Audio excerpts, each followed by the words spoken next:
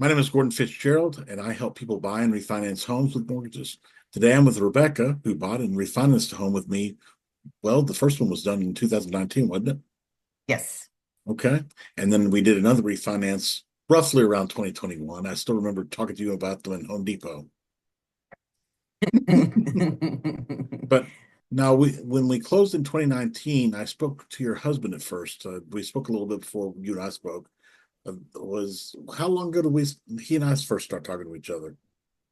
It was probably a few weeks because he's a veteran, and we heard through the grapevine that you did really well with the VA loans. Okay. So I believe he's the one who initiated the contact to see if that was going to be the right route for us.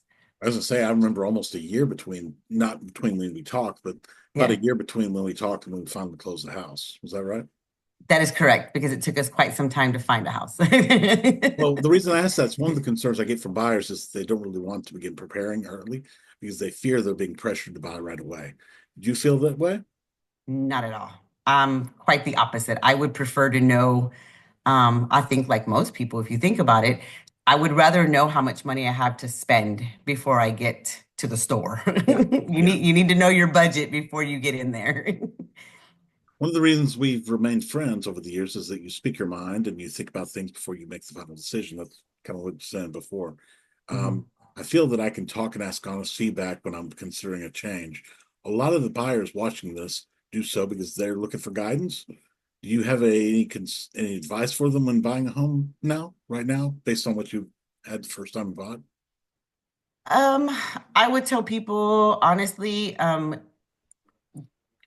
even spend what you're comfortable spending. I was a single mom for a very long time, as you know, and budget is everything. My advice to first-time home buyers, especially, is understand that that number is going to be the most comfortable number for you. Whatever the bank tells you that they are willing to lend you, and that's for a reason.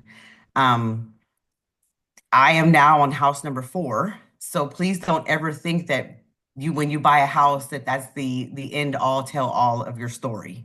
Okay. And that would be my best advice to first time home buyers. Your first home, it may not be your last home. It could just be your starting point. Well, it's funny that you and I also did a refinance because I didn't ask you about this beforehand, but do you have any advice for people refinancing? Because the fact that you've also done that as well. Correct. So I refinanced the house that my initial loan with you. I did that to the previous home, which that was before you and I knew each Hmm. other. And this is again, I tell people all the time, refinancing is not always the answer. I refinanced uh, for the reason of saving money. So for me, when refinancing was the right decision for me was when it was going to significantly reduce my monthly payments. So I advise it. I say do your research. Obviously, speak with your lender because they know all of the APRs and your interest rates and how much it's going to cost. I think it's a wonderful idea. Obviously, I did This it. question may come out of left field, but it's something that you kind of said something a second ago that kind of got my attention.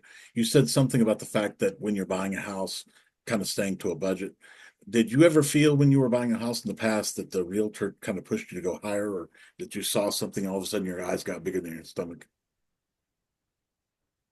As far as the realtors, for the most part, no. But I've been again because this is my fourth home, so I've used more than one realtor to purchase. None of my realtors, I didn't feel like they were pressuring me to purchase something more expensive. We did look at some houses a few dollars over Mhm. Right. my desired budget, not necessarily the budget that the bank gave me, right? But my desired budget, because those are two different things. Um, but again, I encourage everyone to speak heavily with their lender Mhm. because even though it may be 10,000, 20,000 over, at the end of the day, sometimes depending on your interest rate, right? That could only equivalent to, $20, $30 extra a That's month. So Yeah, that's kind of a conversation you and I had, was the fact that correct. sometimes you can get qualified for things that you really do not want to be anywhere involved in, especially with Absolutely. FHA. So, Absolutely, absolutely. I think for this particular house, if I remember correctly, I think I was approved for about 300, 350, and mhm. I looked at you, I said, that's cute. I'm only spending 250. Good. That's fantastic. That's exactly what I Yeah. tell people. So usually when I talk to people, I tell them buy the house, buy the most expensive house that you can actually, the least expensive house you can enjoy. So I have no interest in being house poor. I tell people all the time. now, normally I get referrals from realtors and past clients, but in your case, you were actually referred by a friend, right? That is Mind correct. talking a little bit about what she said? Um, They they ended up using the VA loan because Hmm. my friend's husband is a veteran, well, at the time active.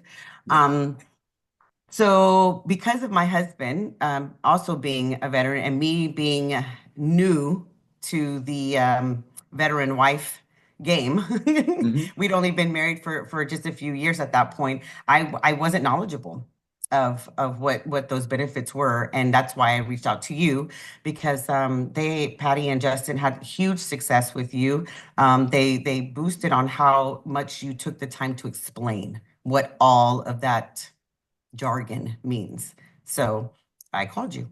Well, my husband called you. I remember you and I did take long enough to be able to buy that I had actually moved up to Dallas Fort Worth area before we closed. Mhm. When I drove down from Arlington to Houston for the closing, actually I drove around Houston for the closing because Okay. you live south of Houston, right? And Correct. so did you feel that me being there was actually helpful? It was actually it was a very pleasant surprise. I mean, I knew that you'd moved and I didn't, I mean, it wasn't necessary, but it was nice and comforting, honestly, to have you there. Just Hmm. because, I think like most people, when you're given a stack of papers this thick, you tend to Hmm. get a little bit nervous and you're afraid that you're going to sign something you shouldn't or that someone's going to try to kind of like do a switcheroo. Hmm. So it was very nice having you there. And as I recall, we did have a bit of a snafu at the signing because they were escrowing my house, remember? And I was like, Oh yeah. excuse me, no. And you're like, mm-mm. And you immediately jumped in and like, no, no. Oh She yeah. has put down the required down payment to avoid this. I So don't it know if was you really remember. nice having you there. I was gonna say, I don't know if you remember this or not, but before it might have been just the fact that before you showed up, the people that closed before you, they did not have the closing documents there. So I was gonna be all beaming up about how great that thing was and everything else. And then that came up, and I was like, Yeah. why? Why? Yeah. Hey, I really do appreciate you speaking to me today and taking the time out of your week. Thank you very much. Yeah, thank you. Talk to you later.